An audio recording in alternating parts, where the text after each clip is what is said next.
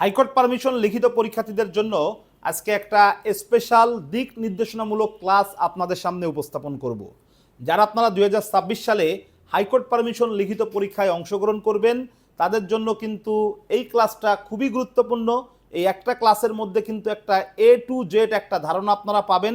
আপনারা কিন্তু পরীক্ষার সিলেবাস সম্পর্কে ধারণা পাবেন, পরীক্ষার কত মার্কস পেলে আপনি পাস করবেন সেই সম্পর্কে আমরা আলোচনা করব। পাশাপাশি সবথেকে গুরুত্বপূর্ণ যে বিষয়টা, যে আপনারা কিভাবে আপনার প্রস্তুতি শুরু করবেন, কিভাবে আপনি পরীক্ষায় প্রশ্নটাকে ফাইন্ড আউট করবেন এবং আপনি সহজে কিভাবে ড্রাফটিংয়ের ফরম্যাটগুলোকে মনে রাখবেন এবং পাশাপাশি আপনি সফলভাবে কিভাবে প্রিপারেশন নিলে পাস করতে পারবেন সেই সম্পর্কেও কিন্তু আপনারা একটা ধারণা পেয়ে যাবেন। আমি আর কথা না বাড়িয়ে সরাসরি আমার আলোচনাতে চলে যাচ্ছি। খেয়াল করেন, আমরা প্রথমেই দেখব যে আমাদের প্রশ্নের যে মানবন্টন, আমাদের হাইকোর্ট পারমিশন পরীক্ষা টোটাল 25 মার্কের উপরে অনুষ্ঠিত হবে এবং এখানে আমাদের পাস মার্ক হচ্ছে 12 আর আমাদের হচ্ছে 3 ঘন্টা টাইম। 3 ঘন্টার মধ্যে আমাদেরকে কিন্তু 3টা ড্রাফটিং আমাদেরকে কিন্তু কমপ্লিট করতে হবে এবং এখানে কিন্তু ড্রাফটিংগুলো কিন্তু সরাসরি ড্রাফটিংও আসতে পারে, আবার কিন্তু আপনাকে প্রথমে একটা প্রবলেমেটিক কোশ্চেন সলভ করা লাগতে পারে, তারপরে কিন্তু আপনাকে ড্রাফটিংটা লেখা লাগতে পারে। সামনে আমরা সেইগুলো নিয়ে কথা বলবো। আচ্ছা, তাহলে আমরা এখন একটু প্রশ্নের মানবন্টন একটু দেখি। দেখেন, প্রশ্নের যে মানবন্টন, সেই প্রশ্নের মানবন্টনের মধ্যে আপনারা দেখেন যে 3টা পার্ট আছে, group A, group B, group C. Group A তে মূলত হচ্ছে আমাদের সিভিল ড্রাফটিং নিয়ে আলোচনা। সিভিল ড্রাফটিং এর উপরে প্রশ্ন আসবে এবং এই সিভিল ড্রাফটিং এর থেকে 2 ধরনের প্রশ্ন আসতে পারে। একটা হচ্ছে সিভিল আপিল এবং আর একটা হচ্ছে কি সিভিল রিভিশন। এরকমও আসতে পারে, আবার কিন্তু অনেক সময় কিন্তু 2টা সিভিল আপিল দিয়ে দেয়, অনেক সময় কিন্তু 2টা সিভিল রিভিশন দিয়ে দেয়। তাহলে আমি সহজ কথা যদি বলি, গ্রুপ এ তে আমাকে 2টা প্রশ্ন দিবে, সেই 2টা প্রশ্ন থেকে আমাকে একটা প্রশ্নের অ্যান্সার করতে হবে এবং সেই 2টা প্রশ্ন হতে পারে একটা সিভিল আপিলের ড্রাফটিং, একটা সিভিল রিভিশনের ড্রাফটিং, আবার হতে পারে কিন্তু যে আপনার 2টাই সিভিল আপিলের ড্রাফটিং আর 2টাই সিভিল রিভিশনের ড্রাফটিং। আচ্ছা, তারপরে আমরা চলে যাব হচ্ছে গ্রুপ বিতে। গ্রুপ বিতে মূলত ক্রিমিনাল পার্ট নিয়ে আলোচনা করা হয়েছে এবং এই গ্রুপ বিতে যে ক্রিমিনাল পার্ট, সেখান থেকে কিন্তু আমাদের 3 ক্যাটাগরির প্রশ্ন কিন্তু আসতে পারে। এখানেও কিন্তু আমাদের মার্কস হচ্ছে কত, এখানেও কিন্তু আমাদের মার্কস যেটা, সেই মার্কস হচ্ছে আমাদের কত, মার্কস হচ্ছে কিন্তু আমাদের যে এখানে 8। দেখেন খেয়াল করে যে ক্রিমিনাল যে ড্রাফটিং, সেখান থেকে আমাদের কিন্তু ক্রিমিনাল আপিল আসতে পারে, তারপর হচ্ছে আমাদের কোয়াশমেন্ট আসতে পারে আন্ডার সেকশন 561 এর এ অনুযায়ী, আবার আমাদেরকে কিন্তু 491 ধারার দরখাস্ত কিন্তু আসতে পারে। তা মূলত আমাদের যে ক্রিমিনাল ড্রাফটিং, সেই ক্রিমিনাল ড্রাফটিং থেকে কিন্তু আমরা যদি বিগত সালের প্রশ্ন অ্যানালাইসিস করি, আমরা দেখি যে একটা আমাদের ক্রিমিনাল আপিলের ড্রাফটিং আসে এবং আর একটা আসে আমাদের কিসের ড্রাফটিং, আর একটা আসে আমাদের হচ্ছে কোয়াশমেন্টের ড্রাফটিং আসে এবং এই 2টা ড্রাফটিংয়ের থেকে কিন্তু আমাদেরকে একটা করা লাগে।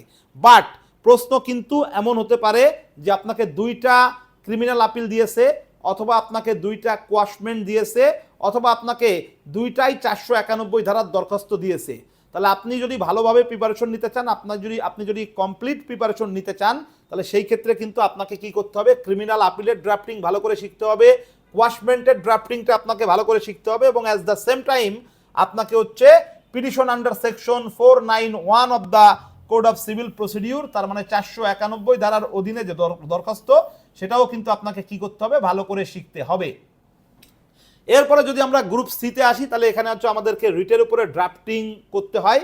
গ্রুপ সিতে আপনার 5টা রিটের যে কোনো 2টা দিতে পারে, আবার দেখা গেল যে আপনার একটাও ডাবল প্রশ্ন হতে পারে।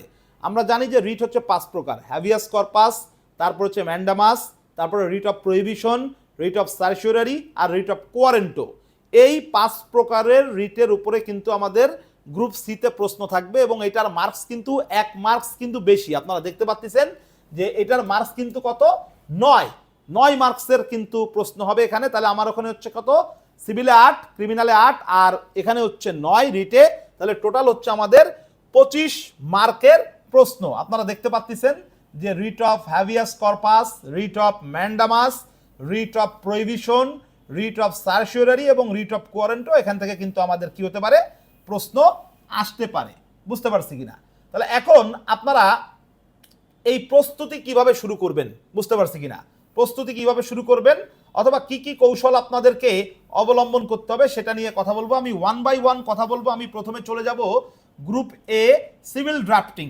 সিভিল ড্রাফটিং এর ক্ষেত্রে আপনার আপিলের ড্রাফটিং করতে হবে নাকি আপনাকে রিভিশনের ড্রাফটিং করতে হবে, এটা আপনি কিভাবে বুঝবেন? আমি তো বললামই যে প্রশ্নটা কিন্তু দুইটা ক্যাটাগরিতে আসতে পারে। একটা হচ্ছে যে আপনার প্রশ্নের মধ্যে উল্লেখ করে দিল যে একটা সিভিল আপিলের ড্রাফটিং লিখুন অথবা একটা সিভিল রিভিশনের ড্রাফটিং লিখুন। প্রশ্ন যদি এরকম হয় তাহলে ওই প্রশ্নটা খুবই সহজ একটা প্রশ্ন, তখন আপনি বুঝতে পারতেছেন যে আপনাকে আসলে কোন ড্রাফটিংটা তৈরি করতে হবে।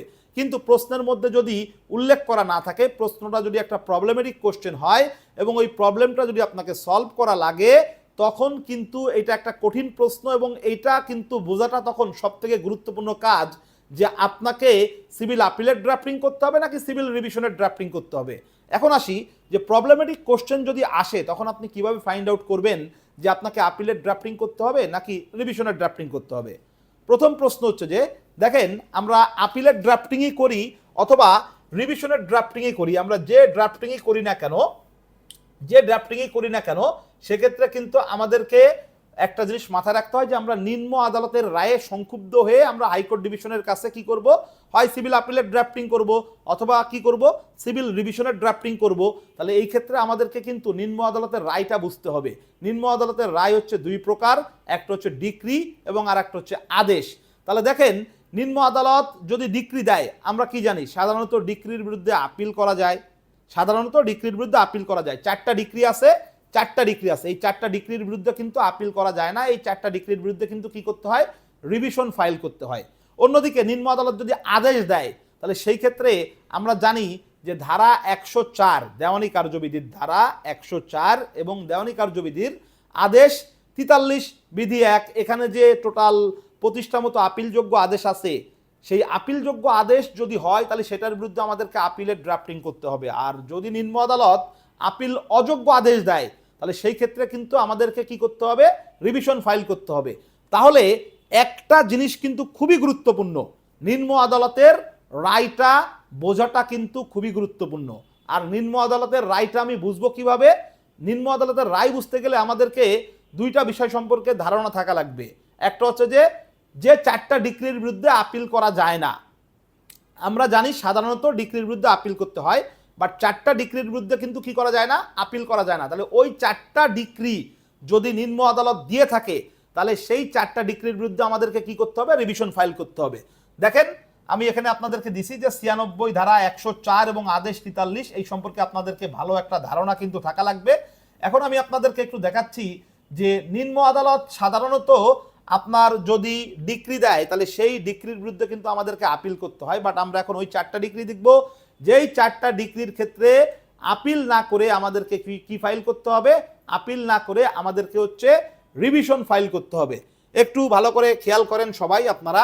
দেখেন, ডিক্রিটা যদি আপোষমূলক ডিক্রি হয় তাহলে এই ক্ষেত্রে কিন্তু আমাদেরকে আপিল দায়ের করতে হবে না, এই ক্ষেত্রে কিন্তু আমাদেরকে রিভিশন ফাইল করতে হবে। তারপর হচ্ছে সুনির্দিষ্ট প্রতিকার আইনের 9 ধারার অধীনে যদি ডিক্রি হয় তাহলে সেই ক্ষেত্রেও আমাদেরকে আপিল না দায়ের করে আমাদেরকে করতে হবে হচ্ছে রিভিশন। তারপরে স্মল কজেস কোর্ট প্রদত্ত ডিক্রি, এই ক্ষেত্রেও আমাদেরকে আপিল না দায়ের করে আমাদেরকে রিভিশন দায়ের করতে হবে। এবং যে জিনিসটা সবাই ভুল করে সেটা হচ্ছে কি, সেটা হচ্ছে যে আপিল আদালত প্রদত্ত ডিক্রি। এই আপিল আদালত প্রদত্ত ডিক্রি এই ক্ষেত্রেও কিন্তু আপনাকে পরবর্তীতে কি করতে হবে, রিভিশন ফাইল করতে হবে হাইকোর্ট ডিভিশনের কাছে। আপিল আদালত প্রদত্ত ডিক্রিটা আমি সংক্ষেপে বোঝাই। মনে করেন যে সিভিল জাজ অথবা সিনিয়র সিভিল জাজ যে রায় দিয়েছে বা যে ডিক্রি দিয়েছে সেটার বিরুদ্ধে আপনি আপিল করছেন কার কাছে, জেলা জজের কাছে। জেলা জজ যদি আপিলের মামলাতে আবারও ডিক্রি দেয় তাহলে জেলা জজ তখন কি অ্যাপিলেট কোর্ট না, জেলা জজ কিন্তু তখন আপিল আদালত। তাহলে ওই আপিল আদালত যে ডিক্রিটা দিবে সেই ডিক্রির বিরুদ্ধে কিন্তু কি করতে হবে, সেই ডিক্রির বিরুদ্ধে কিন্তু আমাদেরকে অবশ্যই রিভিশন ফাইল করতে হবে। তাহলে আমরা এই চারটা ডিক্রি যদি মনে রাখি তাহলে কিন্তু আমরা বুঝতে পারবো যে এই চারটা ডিক্রির ক্ষেত্রে আপিল হবে না, রিভিশন হবে। আর সাধারণত ডিক্রির ক্ষেত্রে কি হবে, আপিল হবে। এখন আসি আদেশে। আদেশের এই বিষয়টাই কিন্তু কঠিন। দেওয়ানি কার্যবিধির 104 ধারাতে কিন্তু এখানে 3টা আদেশের কথা বলা আছে, আপনারা দেখতে পাচ্ছেন এই দেওয়ানি কার্যবিধির 104 ধারাতে যে 3টা আদেশের কথা বলা আছে, পাশাপাশি আপনার হচ্ছে আদেশ 43 বিধি 1, এখানে যে 25টা মতো আপিলযোগ্য আদেশ আছে, এই আপিলযোগ্য আদেশগুলো কিন্তু আপনাদেরকে কি করতে হবে, এই আপিলযোগ্য আদেশগুলো কিন্তু আপনাদেরকে অবশ্যই মনে রাখতে হবে। বুঝতে পারছি কিনা? এই আপিলযোগ্য আদেশগুলো যদি মনে থাকে তাহলে দেখবেন যে আপনারা ধরতে পারবেন যে নিম্ন আদালত আপিলযোগ্য আদেশ দিয়েছে নাকি নিম্ন আদালত আপিল অযোগ্য আদেশ দিয়েছে। তাহলে এই বিষয়গুলো মনে রাখাটা কিন্তু খুবই গুরুত্বপূর্ণ। আমরা কিন্তু জাস্ট এগুলো আলোচনা করতেছি না এখন, তার কারণ হচ্ছে যে এটা একটা বিশাল লম্বা আলোচনা। শুধুমাত্র আপিলযোগ্য আদেশগুলোর উপরে যদি আমি আলোচনা করতে চাই তাতেই কিন্তু 1 ঘন্টা লাগবে। এবং আমি আপনাদের জ্ঞাতার্থে বলে রাখি, সেটা হচ্ছে যে এই আপিলযোগ্য আদেশের উপরে কিন্তু আমার একটা স্পেশাল ভিডিও আমাদের বোনাফাইড ল একাডেমির পেজে দেওয়া আছে, সেখানে কিন্তু আমি সবগুলো আপিলযোগ্য আদেশ কিন্তু ভালোভাবে আলোচনা করেছি, আপনারা চাইলে কিন্তু ওইটা দেখে নিতে পারেন। এবং আজকের যে ক্লাসটা, এটা জাস্ট আমি আপনাদেরকে একটা দিক নির্দেশনা দিচ্ছি যে কিভাবে আপনারা আসলে প্রিপারেশনটা নেবেন, কোন কোন জায়গাতে আপনাদেরকে কি করতে হবে, ভালোভাবে খেয়াল রাখতে হবে, কোন কোন জায়গাগুলো ফোকাস করতে হবে। তা আমি আপনাদেরকে দেখাচ্ছিলাম যে আপিলযোগ্য আদেশগুলো কিন্তু আমাদেরকে কি করতে হবে, মনে রাখতে হবে। তাহলে এখন এই আপিলযোগ্য আদেশ যদি আমি মনে রাখি তখন আমি প্রশ্নটা সহজে ধরতে পারবো। এখন প্রশ্ন হচ্ছে যে প্রশ্ন আমি সহজে ধরতে গেলে আমাকে কি করতে হবে? প্রশ্নটা তো অনেক বড় প্রশ্ন, পড়তে পড়তে পড়তে পড়তে কিন্তু মাথাটা পুরো ঘুলিয়ে যায়। তাহলে দেখেন এই যে ইংলিশে অনেক বড় বড় প্রশ্ন থাকে, এই পুরো প্রশ্ন যদি আপনি পড়তে চান তাহলে কিন্তু দেখবেন যে ভালোভাবে বুঝতেছেন না। আপনাকে কিন্তু এই পুরো প্রশ্নের মধ্যে শুধু একটা জায়গায় বোঝা লাগবে যে নিম্ন আদালত কি রায় দিছে। তার মানে পুরো প্রশ্নের সব কিছু কিন্তু আপনাকে বোঝার দরকার নাই, আপনাকে শুধুমাত্র বুঝতে হবে কি প্রশ্নের যে ম্যাটেরিয়াল পার্ট, তার মানে নিম্ন আদালত কি রায় দিছে ওই জায়গাটা যদি আপনি ধরতে পারেন তাহলে কিন্তু আপনি বুঝতে পারবেন যে আপনাকে সিভিল আপিলের ড্রাফটিং করতে হবে নাকি সিভিল রিভিশনের ড্রাফটিং করতে হবে।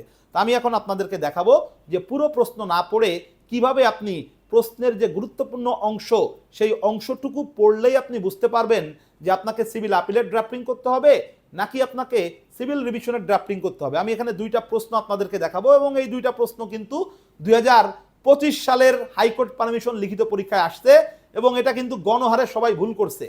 কারণ কি? কারণ হচ্ছে যে 2025 সালের হাইকোর্ট পারমিশন লিখিত পরীক্ষাতে কিন্তু 2টা সিভিল রিভিশন দিছে। সবাই ভাবছে যে 2টা সিভিল রিভিশন আসবে নাকি, হয় একটা আপিল আর একটা রিভিশন। এই অনুমানের উপরে নির্ভর করে কিন্তু গণহারে সবাই কিন্তু এই প্রশ্নটা ভুল করেছে। তাহলে আমি এখন আপনাদেরকে দেখাবো যে প্রশ্ন পড়ে আপনি সহজে কিভাবে নির্ধারণ করবেন, ঠিক আছে, সেটা আমি আপনাদেরকে দেখাবো। আমি দেখেন এখানে লিখে দিছি যে প্রশ্ন পড়ে নির্ধারণ করুন আপিলের ড্রাফটিং করতে হবে নাকি রিভিশনের ড্রাফটিং করতে হবে। প্রশ্নের মধ্যে খেয়াল করুন আদালতের রায়টি বোল্ড করে দেওয়া আছে, আমরা আদালতের রায়টা বোল্ড করে দিছি এখানে। পরীক্ষার হলে আপনাদের তো বোল্ড করা থাকবে না, বাট আমি বলে দিচ্ছি যে আপনারা কিভাবে বুঝবেন। মনে করেন যে এটা একটা প্রশ্ন, the plaintiff A file the title suit number 20 of 2025 before the 5th joint district জাজ। আমি লাইন বাই লাইন এই প্রশ্ন মনে করেন যে লাইন বাই লাইন আমি পড়লাম না, এই প্রশ্ন লাইন বাই লাইন না পড়ে দেখেন আমি কিন্তু আগাচ্ছি। আপনারা কিন্তু জাস্ট রিডিং পড়ে যাবেন যে he has also pointed out that in the title suit number 20 of 2025 ঘ শিডিউল। জাস্ট এরকম করতে করতে আপনাকে যাইতে হবে হচ্ছে এই জায়গাটাতে। খেয়াল করেন আপনাকে যাইতে হবে কোন জায়গায়, আপনাকে কিন্তু যেতে হবে কিন্তু এই জায়গাটাতে। এই জায়গাটাতে যদি আমরা যাই তাহলেই কিন্তু আমরা কি করতে পারবো, তাহলেই কিন্তু আমরা বুঝতে পারবো যে আসলে আসল কাহিনীটা কি, আমরা কিভাবে ধরবো যে আমাকে আপিলের ড্রাফটিং করতে হবে নাকি রিভিশনের ড্রাফটিং করতে হবে। খেয়াল করে দেখেন এখানে কিন্তু স্পষ্ট করে কিন্তু বলে দিছে যে লার্নেড জয়েন্ট ডিস্ট্রিক্ট জাজ has disallowed the application for rejection of the plaint under order 7 rule 11 filed by the defendant X। তাহলে এই জায়গাটা কিন্তু বুঝলেই কিন্তু আমরা বুঝতে পারতেছি যে আমাদেরকে এখানে আপিলের ড্রাফটিং করতে হবে নাকি রিভিশনের ড্রাফটিং করতে হবে। দেখেন 2025 সালে সবাই কিন্তু গণহারে এই প্রশ্নটা ভুল করেছে এবং এই প্রশ্ন ভুল করার পিছনে কারণ কি, এই প্রশ্ন ভুল করার পিছনে অন্যতম যে কারণ সেটা হচ্ছে কি, কারণ হচ্ছে যে এখানে আপনার রিজেকশন অফ প্লেইন্ট এই শব্দটার কারণে সবাই কিন্তু এই প্রশ্নটা ভুল করছে। এই যে রিজেকশন অফ প্লেইন্ট, সবাই জানে কি রিজেকশন অফ প্লেইন্ট হচ্ছে একটা ডিক্রি, আর ডিক্রির বিরুদ্ধে কি করতে হয়, আপিল করতে হয়। এটাই তো আমরা জানি। দেওয়ানি কার্যবিধির ধারা 2(2)তে বলে দেওয়া আছে না, দেওয়ানি কার্যবিধির ধারা 2(2)তে বলে দেওয়া আছে যে রিজেকশন অফ প্লেইনটাকেও ডিক্রি হিসেবে গণ্য করা হবে। এবং সবাই এই রিজেকশন অফ প্লেইন শব্দ দেখে মনে করছে যে এটা একটা ডিক্রি, এটার বিরুদ্ধে আপিল করতে হবে। কিন্তু এখানে আসলে হইছেটা কি, এখানে লার্নেড জয়েন্ট ডিস্ট্রিক্ট জাজ কি করছে, ডিসঅ্যালাউ করছে। ডিসঅ্যালাউড মানে কি, ডিসঅ্যালাউড মানে হচ্ছে না মঞ্জুর করছে। লার্নেড জয়েন্ট ডিস্ট্রিক্ট জাজ হ্যাজ ডিসঅ্যালাউড, তাহলে লার্নেড জয়েন্ট ডিস্ট্রিক্ট জাজ কি করছে, না মঞ্জুর করছে the application for rejection of the plaint. তার মানে রিজেকশন অফ প্লেইন্টের যে দরখাস্তটা দেয়া হয়েছিল সেই দরখাস্তটা লার্নেড জয়েন্ট ডিস্ট্রিক্ট জাজ না মঞ্জুর করছে। তাহলে কি প্লেইন্ট রিজেক্ট হয়েছে? প্লেইন্ট রিজেক্ট হলে তখন সেটা ডিক্রি, তখন সেটার বিরুদ্ধে কি করতে হয়, আপিল দায়ের করতে হয়। কিন্তু প্লেইন্ট যদি রিজেক্ট না হয়, এখানে তো রিজেকশন অফ প্লেইন্টের দরখাস্ত না মঞ্জুর করা হয়েছে। না মঞ্জুর করা মানে কি, প্লেইন্ট তাহলে রিজেক্ট হয়নি, আর্জি প্রত্যাখ্যান হয়নি, তাহলে এটা কি, এটা কিন্তু একটা অর্ডার, এবং এই অর্ডারটা কিন্তু কি, আপিল অযোগ্য আদেশ, আপিলেবল অর্ডার না, এটা নন অ্যাপিলেবল অর্ডার। বুঝতে পারছি কিনা? তাহলে যেহেতু এটা নন অ্যাপিলেবল অর্ডার, তাহলে এই নন অ্যাপিলেবল অর্ডারের এগেইনস্টে আপনাকে কি করতে হবে, রিভিশন ফাইল করতে হবে। তাহলে দেখেন খুব সহজভাবেই কিন্তু জিনিসটা বোঝা যায় যে আপনি যদি শুধু আদালতের রায়টা ধরতে পারেন যে সবাই মনে করছে এখানে প্লেইন্ট রিজেক্ট হয়েছে, কিন্তু disallowed the application for rejection of the plaint, rejection of প্লেইন্টের দরখাস্তটাকে কি করা হয়েছে, ডিসঅ্যালাউ করা হয়েছে। তার মানে কি হয়েছে, তার মানে প্লেইন্ট রিজেক্ট হয়নি। আর প্লেইন্ট যেহেতু রিজেক্ট হয়নি, তাহলে সেটা এটা কি, তাহলে এটা ডিক্রি না। আর যেহেতু এটা ডিক্রি না, তাহলে এটা আদেশ। তাহলে আদেশ, এটা কি আদেশ, এটা কি আপিলযোগ্য আদেশ নাকি আপিল অযোগ্য আদেশ, সেটা বুঝতে গেলে আমাদেরকে অর্ডার 43 রুল 1-এ যায় টেস্ট করে আসতে হবে যে এই আদেশটা ওই লিস্টের মধ্যে আছে কিনা। এই আদেশটা ওই লিস্টের মধ্যে নাই, সুতরাং এই আদেশটা হচ্ছে আপিল অযোগ্য আদেশ। সুতরাং এখানে আমাদেরকে কি করতে হবে, এখানে কিন্তু আমাদেরকে রিভিশন ফাইল করতে হবে। বুঝতে পারছি কিনা? তাহলে এখানে আমরা কি করব, এখানে হচ্ছে আমরা রিভিশন ফাইল করব। আর একটা প্রশ্ন আমি আপনাদেরকে দেখাচ্ছি, দেখেন এখানেও পুরো প্রশ্ন আমরা পড়বো না, জাস্ট আপনি লাইন বাই লাইন জাস্ট এইভাবে আপনি একটু দেখে যাবেন যে plaintiff M file other suit number 248 of 2022 claiming that. আপনি কি খুঁজবেন, আপনি এইভাবে খুঁজবেন হচ্ছে আদালতের রায়, এবং আদালতের রায় কিন্তু নিচের দিকে থাকে। আদালতের রায়টা কোথায় থাকে, আদালতের রায়টা কিন্তু নিচের দিকে থাকে। এই যে দেখেন আমরা পেয়ে গেছি যে আদালতের রায়টা কোথায় থাকবে, আদালতের রায়টা কিন্তু আমাদের নিচের দিকে থাকবে আদালতের রায়। তাহলে দেখেন খেয়াল করেন, এখান থেকে আদালতের রায়টা শুরু হয়েছে, the learned senior civil judge on consideration of the evidence on record decreed the suit। তাহলে লার্নেড সিনিয়র সিভিল জাজ কিন্তু কি দিছে, লার্নেড সিনিয়র সিভিল জাজ কিন্তু ডিক্রি দিছে। বুঝতে পারছি কিনা, decreed the suit. Learned senior civil জাজ সে কিন্তু কি করছে, সে কিন্তু ডিক্রি দিয়েছে। বুঝতে পারছি কিনা? তাহলে এখন ডিক্রি দিলে আপিল করতে হয়, কিন্তু এই ডিক্রিটার বিরুদ্ধে অলরেডি একটা আপিল হয়েছে কিনা সেটা দেখতে হবে। তারপর আবার দেখতে হবে যে অ্যাপিলেট কোর্ট আবার কোনো রায় দিছে কিনা। তাহলে আমি যেটা বোঝাতে চাচ্ছি, শুধুমাত্র ডিক্রি শব্দটা দেখলাম আমরা, এই ডিক্রি শব্দটা যদি আমরা দেখি, এই ডিক্রি শব্দটা যদি আমরা দেখি, তাহলে এইটার কারণেই কিন্তু আমাদের কি হয়ে যাবে না, আমাদেরকে কিন্তু সিদ্ধান্ত নিয়ে ফেলা যাবে না। বুঝতে পারছি কিনা? এই ডিক্রি শব্দ দেখছি, আমি মনে করলাম কি, আমি মনে করলাম যে আপিল করতে হবে। কিন্তু এই ডিক্রির বিরুদ্ধে যদি জেলা জজের কাছে আপিল করা হয়, জেলা জজ যদি সেই আপিলের মামলাতে আবার কোনো ডিক্রি দেয়, তা জেলা জজ তো তখন অ্যাপিলেট কোর্ট যদি কোনো ডিক্রি দেয়, তাহলে সেটার বিরুদ্ধে আমাদেরকে কি করতে হবে, সেটার বিরুদ্ধে আমাদেরকে রিভিশন ফাইল করতে হবে না। এটাই কিন্তু বিষয়। তাহলে এখানে খেয়াল করি, দ্য লার্নেড সিনিয়র সিভিল জাজ on consideration of the evidence on record decreed the suit on contest against the, তাহলে decreed the suit on contest against the defendant number 1 Y, thereafter Y preferred. তাহলে এই Y কি করলো, এই Y কিন্তু preferred আদার appeal নং 164 of 2024 before the district জাজ। তাহলে এই ডিস্ট্রিক্ট জাজের কাছে কি করা হয়েছে, লার্নেড জয়েন্ট ডিস্ট্রিক্ট জাজের যে সিদ্ধান্ত, লার্নেড জয়েন্ট ডিস্ট্রিক্ট জাজের যে সিদ্ধান্ত, সেই সিদ্ধান্তের বিরুদ্ধে আমরা কি করছি, ডিস্ট্রিক্ট জাজের কাছে কি করছি, আপিল করছি না। ডিস্ট্রিক্ট জাজের কাছে কিন্তু আমরা কি করছি, সেই ক্ষেত্রে আমরা কিন্তু আপিল করেছি। বুঝতে পারছি কিনা বিষয়টা? তাহলে এই জিনিসগুলো কিন্তু আমাদেরকে কি করতে হবে, এই জিনিসগুলো কিন্তু আমাদেরকে খেয়াল রাখতে হবে। ঠিক আছে, তাহলে আমরা এখানে কি করলাম, আমরা এখানে কিন্তু ডিস্ট্রিক্ট জাজের কাছে আমি আপিল করেছি, এবং এই যে ডিস্ট্রিক্ট জাজের কাছে যে আমি আপিল করছি, এরপরে আমরা একটু খেয়াল করি, দেখেন, অ্যান্ড দ্য ডিস্ট্রিক্ট জাজ অ্যালাউড দ্য আপিল, এবং কি হয়েছে, এই যে দ্য ডিস্ট্রিক্ট জাজ অ্যালাউড, তাহলে ডিস্ট্রিক্ট জাজ অ্যালাউড করলো, allowed the appeal, setting aside the judgment and decree of the learned senior civil জাজ। তাহলে কি ডিস্ট্রিক্ট জাজ এখানে কি করছে, ডিস্ট্রিক্ট জাজ কিন্তু আপিলের মামলাতে রায় দিয়েছে। তাহলে ডিস্ট্রিক্ট জাজ যখন আপিলের মামলাতে রায় দিবে, তখন ডিস্ট্রিক্ট জাজ কি অ্যাপিলেট কোর্ট যদি কোনো রায় বা আদেশ দেয়, তাহলে সেটার বিরুদ্ধে আমাদেরকে কি করতে হবে, রিভিশন ফাইল করতে হবে। তাহলে আশা করি প্রশ্ন কিভাবে সহজে ধরতে হবে আপনারা বুঝতে পারছেন।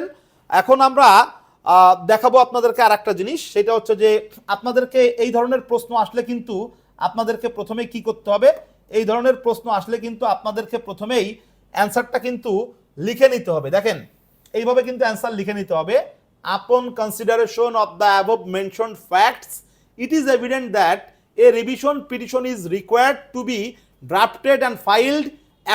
Accordingly, my respectful advice to the plaintiff P is to take necessary steps for such drafting and filing. অনেকেই মনে করে যে আমাকে প্রবলেমেটিক কোশ্চেনের অ্যান্সারটা না লিখে সরাসরি আমি ড্রাফটিংয়ে গেলে হয়ে যাবে। বিষয়টা কিন্তু ওরকম না। প্রবলেমেটিক কোশ্চেনের অ্যান্সারটা কিন্তু আপনাকে প্রথমে লিখে নিতে হবে, তারপরেই কিন্তু আপনি কি করবেন, ড্রাফটিংয়ের মধ্যে আপনি প্রবেশ করবেন। তাহলে এখন আমি আপনাদেরকে ড্রাফটিংয়ের ফরম্যাট দেখাবো, যদিও আজকে আমরা ড্রাফটিংয়ের ফরম্যাট নিয়ে বিস্তারিত আলোচনা করব না। এই ড্রাফটিংয়ের ফরম্যাট আপনারা দেখতে পাচ্ছেন, ড্রাফটিংয়ের ফরম্যাট নিয়ে আজকে আমরা বিস্তারিত আলোচনা করব না। আমরা মূলত আপনাদেরকে আজকে দেখাচ্ছি যে কিভাবে আপনারা প্রিপারেশন নেবেন, কোন কোন পয়েন্ট আপনাকে মাথার মধ্যে রাখতে হবে, কোন কোন পয়েন্টগুলো গুরুত্বপূর্ণ, যেগুলোর কারণে আপনার ফেল হয়ে যেতে পারে। তা আমরা এখন আপনাদেরকে ড্রাফটিংয়ের ফরম্যাটটা একটু দেখাবো, বা ড্রাফটিংয়ের ফরম্যাট দেখানোর পূর্বে আমি আপনাদেরকে একটা গুরুত্বপূর্ণ অফার দিচ্ছি। যারা আপনারা 2026 সালে হাইকোর্ট পারমিশন লিখিত পরীক্ষায় অংশগ্রহণ করবেন, তাদের জন্য আমাদের বোনাফাইড ল একাডেমির পক্ষ থেকে একটা স্পেশাল অনলাইন কোর্সের আমরা আয়োজন করেছি। 21শে আগস্ট 2026 থেকে আমাদের এই অনলাইন কোর্সের ক্লাস শুরু হবে, এবং সর্বমোট 30টা ক্লাস আমরা নিব। কোর্স ফি হচ্ছে মাত্র 5,000 টাকা, এবং এই 5,000 টাকার কোর্স ফির সাথে আপনারা কিন্তু আমাদের যে লেকচার শিট স্ক্রিনে দেখতে পাচ্ছেন, আমাদের কিন্তু 3টা ভলিউমের স্পেশাল 3টা লেকচার শিট আছে। সিভিল ড্রাফটিংয়ের উপর আমাদের একটা স্পেশাল নোট আছে, ক্রিমিনাল ড্রাফটিংয়ের উপর আমাদের একটা স্পেশাল নোট আছে, এবং রিট ড্রাফটিংয়ের উপর আমাদের একটা স্পেশাল নোট আছে। এইটা কিন্তু আপনারা এই কোর্সের সাথে সম্পূর্ণরূপে ফ্রিতেই পেয়ে যাবেন। তাহলে আমি আবারও বলতেছি, যারা আপনারা 2026 সালে হাইকোর্ট পারমিশন লিখিত পরীক্ষায় অংশগ্রহণ করবেন, তাদের জন্য আমাদের যে স্পেশাল অনলাইন কোর্স, সর্বমোট 30টা ক্লাস নেওয়া হবে, কোর্স ফি মাত্র 5,000 টাকা, 30টা ক্লাসেরই রেকর্ডের ব্যবস্থা থাকবে, এবং ক্লাসগুলো আমরা নিব হচ্ছে জুম অ্যাপের মাধ্যমে। জুম অ্যাপে আমরা এইভাবে স্ক্রিন দেখিয়ে আপনাদেরকে বোঝাবো, অথবা ডিজিটাল বোর্ডের মাধ্যমে ক্লাস নেওয়া হবে। এইভাবে আমরা স্ক্রিন দেখিয়ে আপনাদেরকে বোঝাবো। যেভাবেই ক্লাস নেওয়া হোক না কেন, জুম অ্যাপ অথবা ডিজিটাল বোর্ড, প্রত্যেকটা ক্লাসের কিন্তু রেকর্ডের ব্যবস্থা থাকবে, এবং এই মাত্র 5,000 টাকার মধ্যে আপনারা 30টা ক্লাসের রেকর্ড এবং আমাদের স্পেশাল যে 3 ভলিউমের শিট আছে, এটা কিন্তু আপনারা এটার সাথে পেয়ে যাবেন।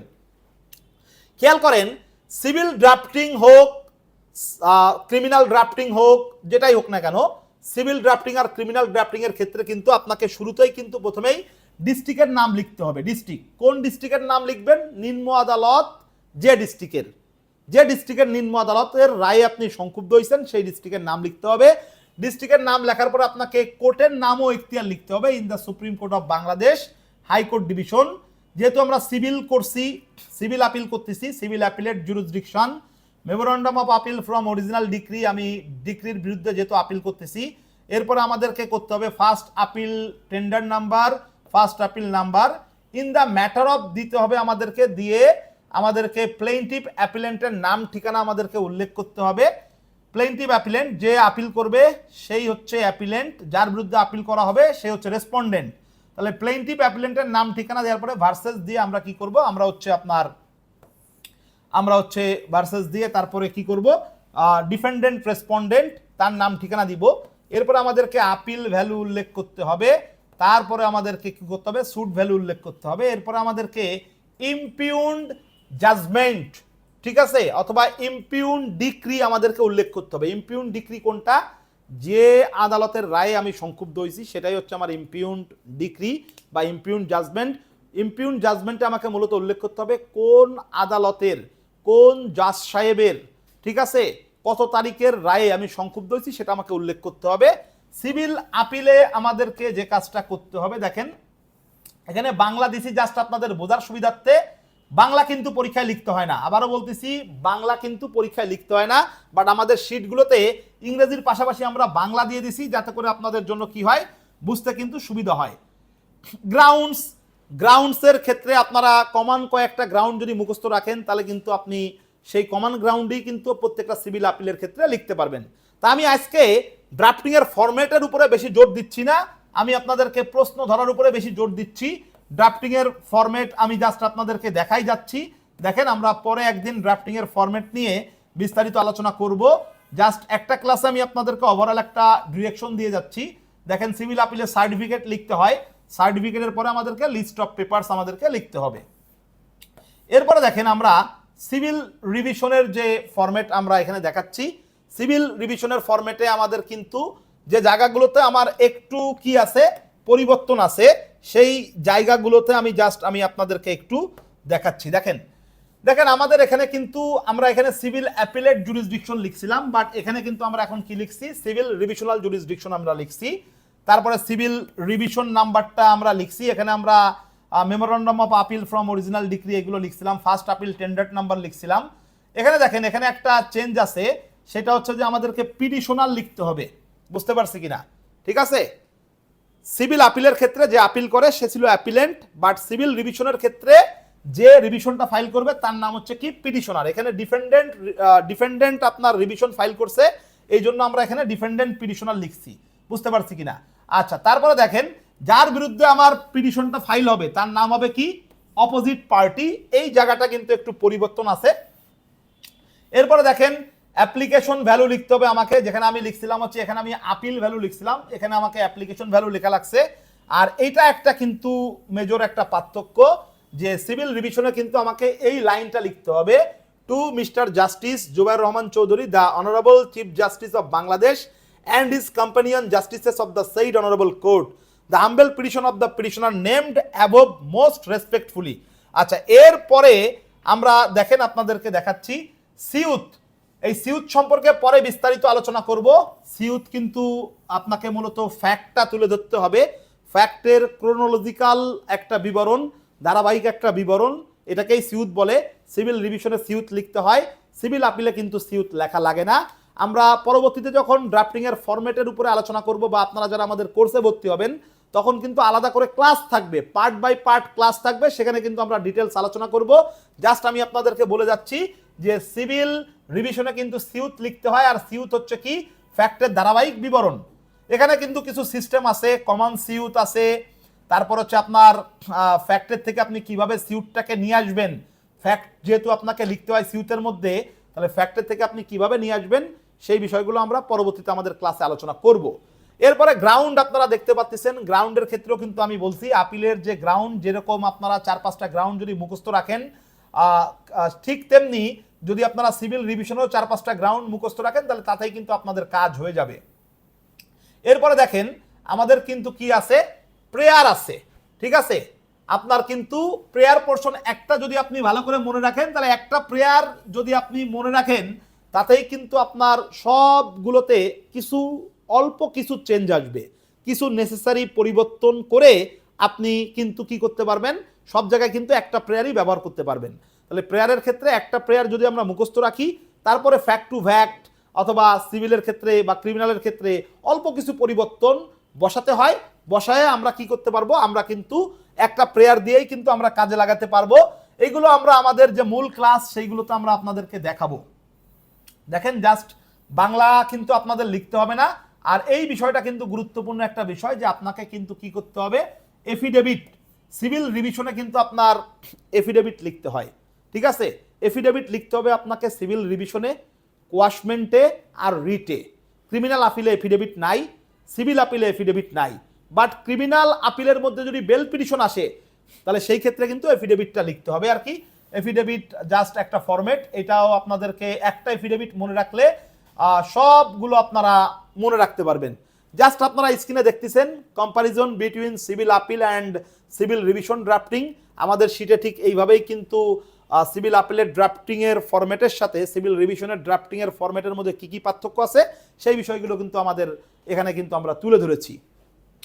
তা যাই হোক আর কি, আমরা সিভিলটা মোটামুটি বুঝলাম, আমরা এখন একটু ক্রিমিনালটাতে আসি। ক্রিমিনালটাতে আমরা যাব। ক্রিমিনালের প্রশ্ন ধরা কিন্তু খুবই সহজ।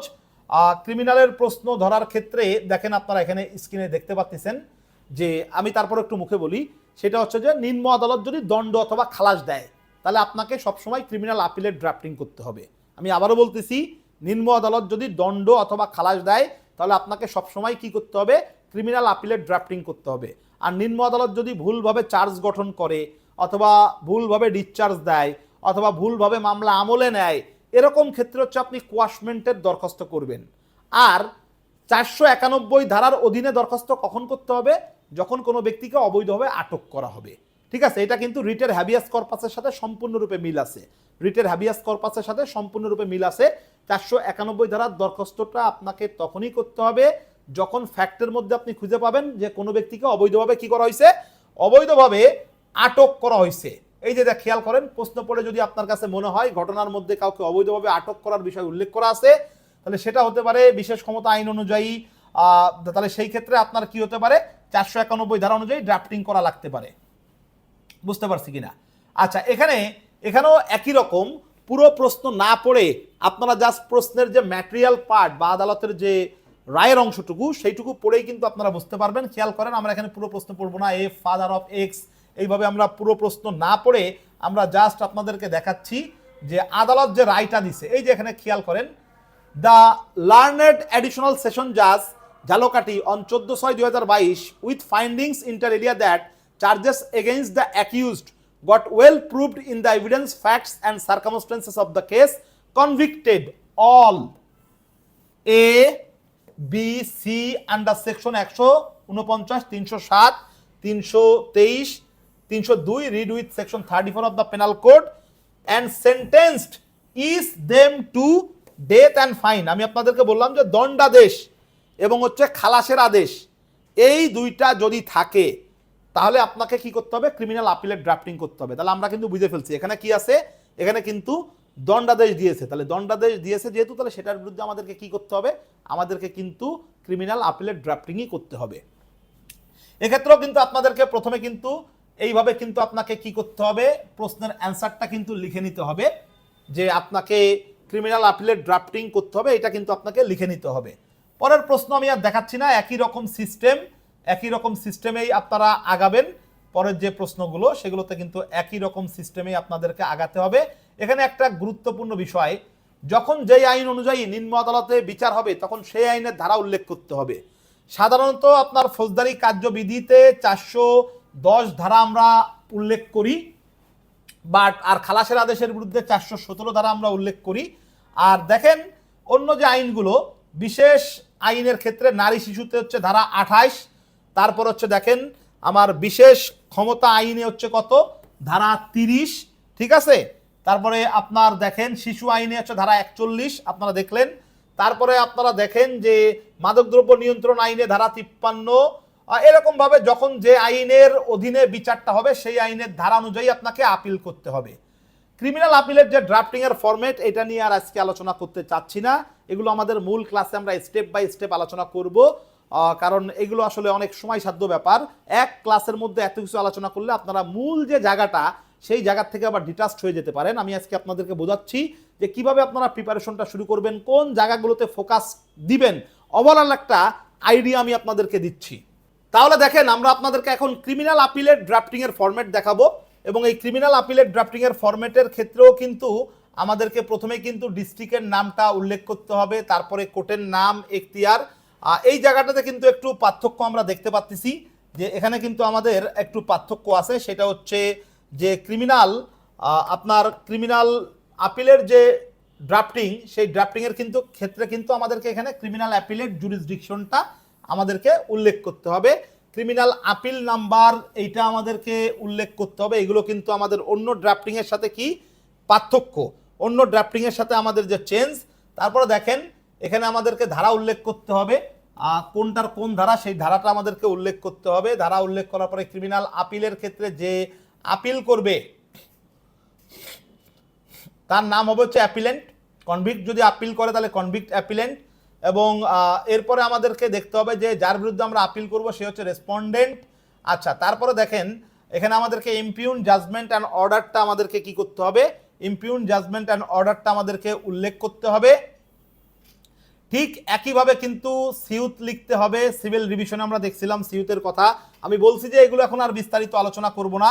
সিউত লেখার পরে আমাদেরকে যে কাজটা করতে হবে সেটা হচ্ছে যে আমাদেরকে গ্রাউন্ড লিখতে হবে। এই যে দেখেন গ্রাউন্ড নিয়ে আমি এখন বিস্তারিত আলোচনা করতেছি না। এরপরে আমাদেরকে যে কাজটা করতে হবে প্রেয়ার লিখতে হবে। প্রেয়ার নিয়েও আমি এখন বিস্তারিত আলোচনা করতেছি না, জাস্ট আমি আপনাদেরকে একবার দেখাই যাচ্ছি, কারণ এক ক্লাসে আসলে এত বিষয় আলোচনা করা সম্ভব না। আমরা এখন দেখতে পাচ্ছি যে কোয়াশমেন্টেড ড্রাফটিং, কোয়াশমেন্টেড ড্রাফটিংয়ের সাথে কিন্তু আমাদের ক্রিমিনাল আপিলের ড্রাফটিংয়ের কিছু পার্থক্য আছে। সেই পার্থক্যগুলো যদি আপনি জানেন তাহলে দেখবেন যে এই ফরম্যাটটা আপনার আর মনে রাখতে কিন্তু কোনো ধরনের কোনো সমস্যা হচ্ছে না। আচ্ছা, আমরা কোয়াশমেন্টের পরে আমরা এখন চলে যাব রিটে। জাস্ট আমি আপনাদের কাছে সংক্ষিপ্তভাবে একটা আইডিয়া দিচ্ছি আর কি।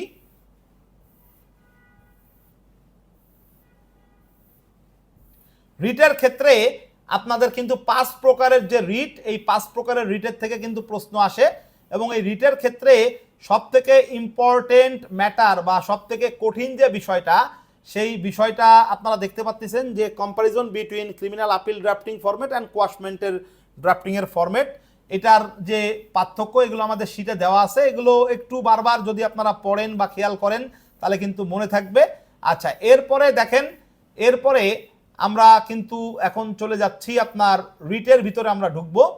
রিটের ভিতরে ঢোকার আগে আমাদের আরেকটা বিষয় আপনাদেরকে আমরা দেখাই, সেটা হচ্ছে যে আমাদের হচ্ছে আপনার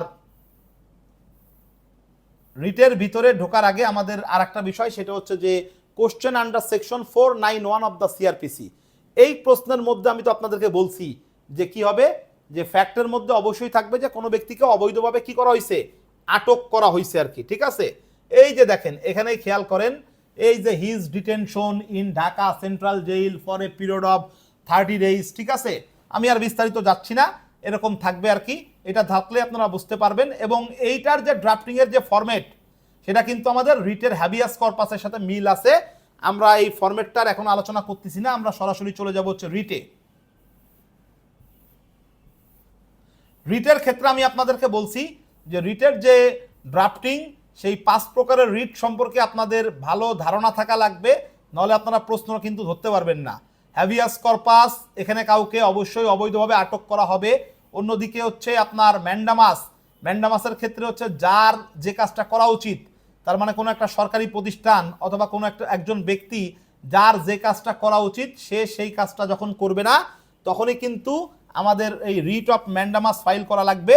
প্রহিবিশন হচ্ছে যে কেউ কোনো একটা অবৈধ কাজ করতে যাচ্ছে তাকে আটকানোর জন্য প্রহিবিশন। সারসিউরারি হচ্ছে অলরেডি একটা অবৈধ কাজ করে ফেলছে, সেটাকে ডিক্লিয়ার করব আমরা ভয়েড হিসেবে, সেটার জন্য সারসিউরারি। আর কোয়ারেন্ট হচ্ছে যে কেউ যদি কোনো ইলিগাল পোস্ট হোল্ড করে রাখে তাহলে সেই ক্ষেত্রে হচ্ছে আমাদের কি করতে হবে, রিট অফ কোয়ারেন্টও ফাইল করতে হবে। এখানে আমি আর বিস্তারিত আলোচনা করতেছি না। এই রিটের ক্ষেত্রে পক্ষ নির্ণয় করা, রেসপন্ডেন্ট নির্ণয় করাটা সবথেকে কঠিন কাজ, সেটা আমি আপনাদেরকে একটু দেখাচ্ছি।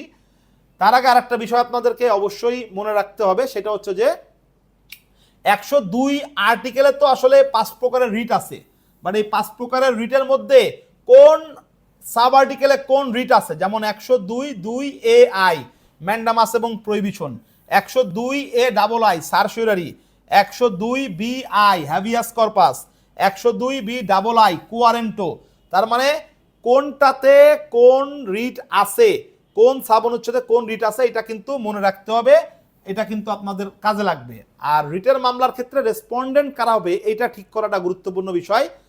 রিট পাবলিক অথরিটি অথবা স্টেট ফাংশনারি এর বিরুদ্ধে করতে হয়, সুতরাং আপনাকে অবশ্যই মাথায় রাখতে হবে রিটের মামলার ক্ষেত্রে গভর্নমেন্টকে অবশ্যই কিন্তু কি বানাতে হবে, গভর্নমেন্টকে কিন্তু আপনার অবশ্যই রেসপন্ডেন্ট বানাতে হবে। তাহলে 1 নাম্বার রেসপন্ডেন্ট আমি গভর্নমেন্টকে বানাবো, ঠিক আছে। তারপরে 2 নম্বরে দেখেন ডিসিশন মেকার, মানে যে অথরিটি ডিসিশনটা দিছে সেই অথরিটিকেও আমাদেরকে কি করতে হবে, রেসপন্ডেন্ট বানাতে হবে। দেখেন এই যে government of Bangladesh represented by the secretary, এই লাইনটা মুখস্থ রাখতে হবে আপনাদেরকে, একটু বুঝতে পারছি কিনা, এই লাইনটা আপনাদেরকে কি করতে হবে, এই লাইনটা আপনাদেরকে একটু মুখস্থ রাখতে হবে, বুঝতে পারছি বিষয়টা। এই লাইনটা যদি মুখস্থ রাখেন তাহলে কিন্তু আপনাদের জন্য কি হবে, আপনাদের জন্য কিন্তু সুবিধা হবে। তাহলে খেয়াল করেন, এই যে government of Bangladesh represented by the secretary, ministry of environment, ঠিক আছে, অবলিক এডুকেশন অবলিক ফুড। এইটা কেন লিখছি, এটা লিখছি হচ্ছে যে এখানে আপনাকে যে কোনো একটা মিনিস্ট্রির নাম উল্লেখ করতে হবে, বাট এটা যদি এরকম হয় যে আপনার ফ্যাক্টের মধ্যে ফুড সংক্রান্ত বিষয় থাকে তখন আপনি মিনিস্ট্রি অফ ফুড লিখবেন। ফ্যাক্টের মধ্যে যদি আপনার এডুকেশন রিলেটেড কোনো বিষয় থাকে তখন আপনি কি করবেন, আপনি হচ্ছে মিনিস্ট্রি অফ এডুকেশন লিখবেন। আর রিটের ক্ষেত্রে আপনাকে 2 নম্বর যে অথরিটি, সেই 2 নম্বর অথরিটি আপনার কি হবে, 2 নম্বর যে অথরিটি সেটা হচ্ছে যে কে অর্ডারটা দিছে সেই ডিপার্টমেন্টের যে হেড তাকে আপনাকে কি করতে হবে, রেসপন্ডেন্ট বানাতে হবে। দেখেন আমাদের শীটে কিন্তু দেওয়া আছে রিটের যারা পক্ষ হবে সংক্ষেপে কাদেরকে, সিটি কর্পোরেশন হলে আপনি কাকে পক্ষ বানাবেন, টিচারের ক্ষেত্রে কাকে পক্ষ বানাবেন, তারপর হচ্ছে আপনি পোর্ট অথরিটির ক্ষেত্রে কাকে বানাবেন, মিউটেশন রিলেটেড রিটের ক্ষেত্রে কাকে আপনার রেসপন্ডেন্ট বানাতে হবে।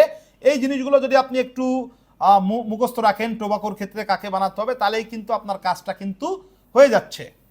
তাহলে আমরা কিন্তু আজকে একটা সংক্ষিপ্ত আলোচনা করলাম এবং এই সংক্ষিপ্ত আলোচনার মধ্যে কিন্তু আমরা আপনাদের হাইকোর্ট পারমিশন লিখিত পরীক্ষার একটা স্পেশাল গাইডলাইন কিন্তু আমরা দিয়ে দিলাম।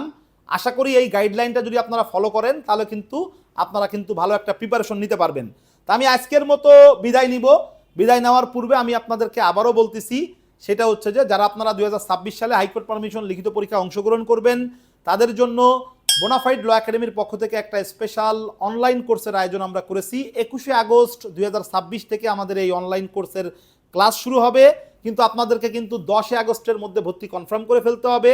আমরা সর্বোচ্চ 100 জন লার্নেড ফ্রেন্ডকে এই কোর্সে অংশগ্রহণ করার সুযোগ দিব। সর্বমোট 30টা ক্লাস হবে এবং এই 30টা ক্লাসের কিন্তু রেকর্ডেরও ব্যবস্থা থাকবে এবং এই 30টা ক্লাসের কোর্সের সাথে আপনারা পাচ্ছেন আমাদের স্পেশাল যে 3 ভলিউমের নোট, সিভিল ড্রাফটিংয়ের উপরে একটা, ক্রিমিনাল ড্রাফটিংয়ের উপরে একটা এবং রিট ড্রাফটিংয়ের উপরে একটা। কোর্স ফি মাত্র 5,000 টাকা। আবারও বলতেছি, কোর্স ফি মাত্র 5,000 টাকা। মাত্র 5,000 টাকার মধ্যে আপনারা কিন্তু 30টা স্পেশাল ক্লাস করতে পারতেছেন, 30টা ক্লাসের রেকর্ড পাচ্ছেন এবং আমাদের স্পেশাল নোটগুলোও পাচ্ছেন। তাহলে সবাই ভালো থাকবেন, ধন্যবাদ সবাইকে।